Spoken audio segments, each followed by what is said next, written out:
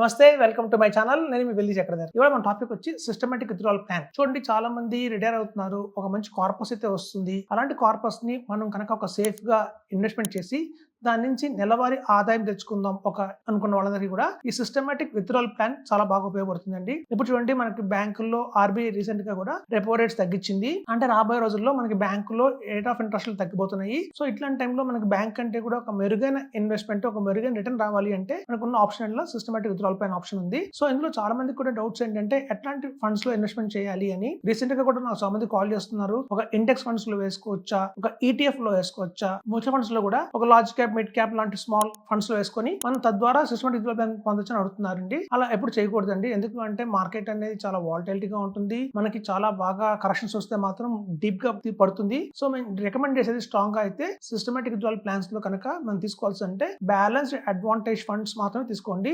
Balanced advantage funds కానివ్వండి, లేకపోతే aggressive hybrid funds కానివ్వండి తీసుకోవచ్చు. ఎందుకంటే వాటిలో వచ్చేసి మనకి కేవలం 65% మాత్రమే మనకి ఈక్విటీలో పెడతారండి. 35% నుంచి 40% దాకా కూడా మనకి బాండ్స్ అయితే ఉంటాయి, గవర్నమెంట్ బాండ్స్ అయితే ఉంటాయో వాటిలో ఇన్వెస్ట్మెంట్ చేస్తారు. AAA రేటెడ్ బాండ్స్ లో ఇన్వెస్ట్మెంట్ చేస్తారు.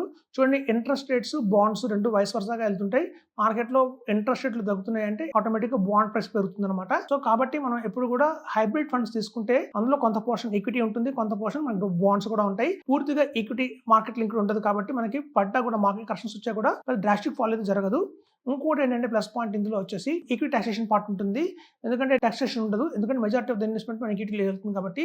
ఆ పెట్టిన ఈక్విటీ కూడా ఎలాంటి కంపెనీస్ లో పెడతారు అంటే కేవలం స్టాక్స్ లో మనకి large cap and large and mid cap, high large and mid cap లో పెడతారండి. అంటే ఒక సస్టైనబిలిటీ ఉన్న, గ్రోత్ ఉన్న కంపెనీస్ లోనే పెడతారు తప్ప mid cap, small cap, thematic ఇట్లా చిన్న చిన్న స్కీమ్స్ లో, చిన్న చిన్న పెన్నీ స్టాక్స్ లో పెట్టారు వాళ్ళు ఇన్వెస్ట్మెంట్. సో ఒక సాలిడ్ గా ఒక మంచి కోర్ కంపెనీస్ లో పెడతారండి. అట్లయితే హిందుస్థాన్ ఏరోనాటిక్స్ కావచ్చు, అలాగే బ్లూ స్టార్ కంపెనీ కావచ్చు, ఐసిఐసిఐ బ్యాంక్స్ కావచ్చు, ఇట్లాంటి సాలిడ్ కంపెనీస్ లో పెడతారు కాబట్టి మనకి రిస్క్ లో చాలా తక్కువ ఉంటుంది. సో చూడండి, 60 years అండ్ అబోవ్ ఉన్న వాళ్ళందరికీ కూడా మనకి రిటర్న్ ఎంత ముఖ్యమో అంతకంటే కూడా రిటర్న్ కంటే కూడా రిస్క్ చాలా ముఖ్యం అండి. సో మనం రిస్క్ ను పరిగణించుకోవాలి. సో ఫిక్స్డ్ డిపాజిట్ లాగా మనకు ఒక మంచి రిటర్న్ రావాలి అంటే మాత్రం కంపల్సరీగా హైబ్రిడ్ ఫండ్స్ లో ఇన్వెస్ట్మెంట్ చేయండి. ఇందులో మనం ఫిక్స్డ్ డిపాజిట్ లో లాగానే 6% మనం తీసుకోవచ్చు ఎవ్రీ మంత్.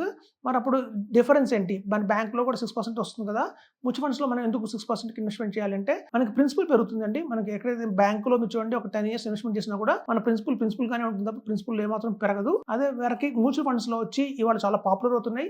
అంత అవేర్నెస్ బాగా వచ్చింది మార్కెట్ లో. సిస్టమాటిక్ విత్డ్రావల్ ప్లాన్స్ వల్ల మనం కనుక హైబ్రిడ్ ఫండ్స్ లో ఇన్వెస్ట్మెంట్ చేస్తే ఆ హైబ్రిడ్ ఫండ్స్ లో మనం 6%, 7% తీసుకున్నా కూడా ఎవ్రీ మంత్ గణనీయంగా మన ప్రిన్సిపల్ అయితే మనకు పెరుగుతుంది, 10 years పెరుగుతుంది. సో అదండి. ఈవెన్ కొంతమంది 8% తీసుకొచ్చా అంటున్నారు. ఎస్, మనం 8% ఇంట్రెస్ట్ కూడా తీసుకోవచ్చు. ఇందులో 8% తీసుకుంటున్న వాళ్ళకి 15 years కనుక వెయిట్ చేస్తే మన ప్రిన్సిపల్ అనేది డబుల్ అవుతుందండి. సో అది సిస్టమాటిక్ విత్డ్రావల్ ప్లాన్ గురించి. సో బ్యాంక్ లో FD కంటే కూడా మనకి చాలా చాలా బెటర్ అని చెప్తున్నాను. Thank you.